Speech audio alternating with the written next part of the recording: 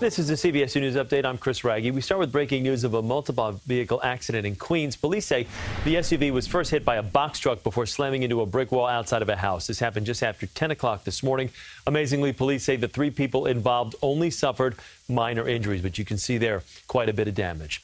A man and a woman are recovering after they were pulled from the East River earlier this morning near Pier 36. Police say the woman jumped into the water without any clothes on, and the man jumped in after to help her. Police say the man got out of the water before they arrived, and the woman said she didn't want to be rescued. We told her we were there to help her. She had no interest in coming out, so at that point, myself and Detective McGee, while wearing our dry suits and personal flotation devices, made entry into the water and grabbed hold of her, at which point harbor launch was there, and we were able to get her safely on the boat. Both were taken to Bellevue Hospital. Their names have not been released. Well, police are looking for a hit-and-run driver in Suffolk County. The crash happened in Greenlawn around midnight. Investigators say the driver of a blue Hyundai Elantra struck a pedestrian, then kept on going. The victim was taken to Huntington Hospital with life-threatening injuries. An off-duty police officer was involved in a shooting this morning in Brooklyn. He says a 21-year-old man tried to rob him at Jersey Avenue in Livonia Avenue, and that's when police say the officer shot the man. The robbery suspect was taken to Brookdale Hospital. He is expected to survive. Now to a CBS2 exclusive. Surveillance video of an apparent upskirting incident in Queens and an interview with the victim. Police are still searching for the suspect. This is surveillance video of the 26-year-old woman says that confirms her suspicions of a strange man taking pictures up her skirt. She says she was shopping with her sister Monday in Burlington around 6 when she felt something brush her leg. She then says she saw a flash and noticed the man beside her holding his phone in camera mode. Her sister says she approached the man who left the store. They then asked to see store security footage. I had goosebumps. And if you look at the video, he was actually like covering the camera, using the baby clothes just to do the thing, just to slip the phone under her skirt. We're women, and simply wearing skirt,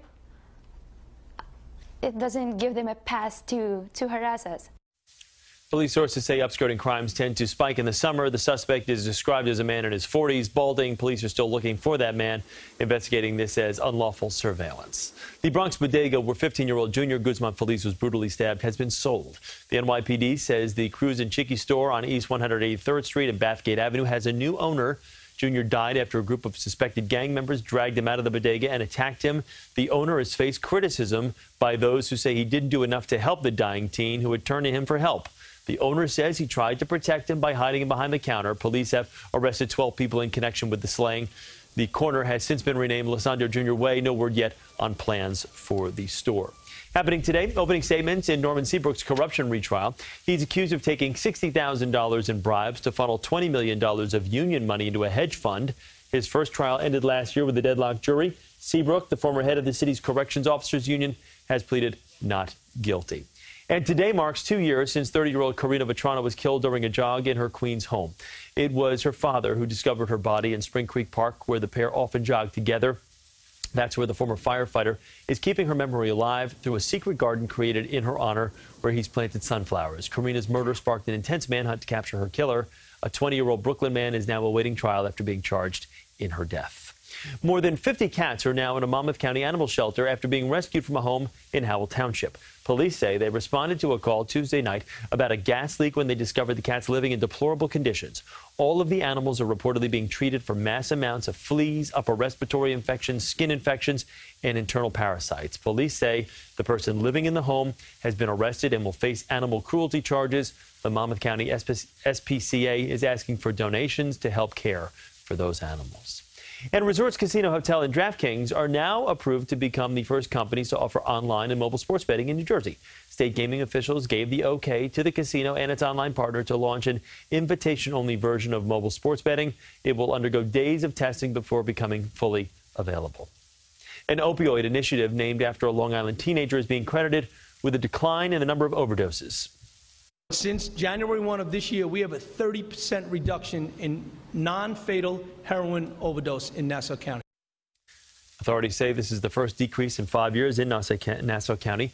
Fatal overdoses also dropped 11%. Operation Natalie is named after 18-year-old Natalie Chiappa, who died from a heroin overdose 10 years ago and became the face of the epidemic. The initiative identifies hotspots while focusing on education and outreach. The approach has helped hundreds of people get clean without imprisonment. Now to a story you have to see to believe. A duck and a dog, the very best of friends. And they have a Long Island little boy to thank. CBS 2's Mary Calvi has a story you'll only see here on CBS 2. You've heard of dog's best friend, but probably never like this. This is Brody, and he's waiting at the dock for his BFF, a duck. She likes to go for a little swim in the canal, and she'll just like come down here and jump off. But when Brody sees that, he gets a little nervous because like she's leaving. So he'll come down here and like right over here, he'll like squat down and wait for her. And then like she'll come and jump up and she just follows him up. It's adorable. I don't think I've ever seen BFFs, a dog and a duck. No, we weren't expecting it to work out so well, but it did. Wherever the duck goes, Brody isn't far behind. The same goes for the duck. The Benson family has been watching this relationship grow, one that had a harried beginning. You see, here in Oceanside in their backyard, 12-year-old Tommy Benson spotted a nest with 8 duck eggs and no mother duck. Mom never came back. Never came back. The eggs were also like cold. Yeah. I mean, like something wasn't sitting on it for like a long time. The family followed the guidelines from wildlife experts, and in 28 days, the ducks hatched back in May. In the end, though, only 1 duckling survived, and that's where their dog came in. Maybe he realized that something was wrong, right? He's accepting the fact that we accept it, and you know, he's a very good-natured dog. And now he's totally taken on this like mama duck persona. You may be wondering why the family hasn't let the duck out into the wild. Well, they have. The other ducks aren't too accepting of her, I guess because she wasn't raised with them. So she'll sometimes try to get in with them, but they don't really let her in. So she keeps coming back. Certainly not your ordinary ducktail, but then again, this is no ordinary duck and no ordinary dog. Mary Calvi, CBS 2 News. The Benson family wants your help naming Brody's buddy. Use the hashtag #NameTheDuck and CBS New York on Instagram to share your suggestions. We've got a ton, but who knows?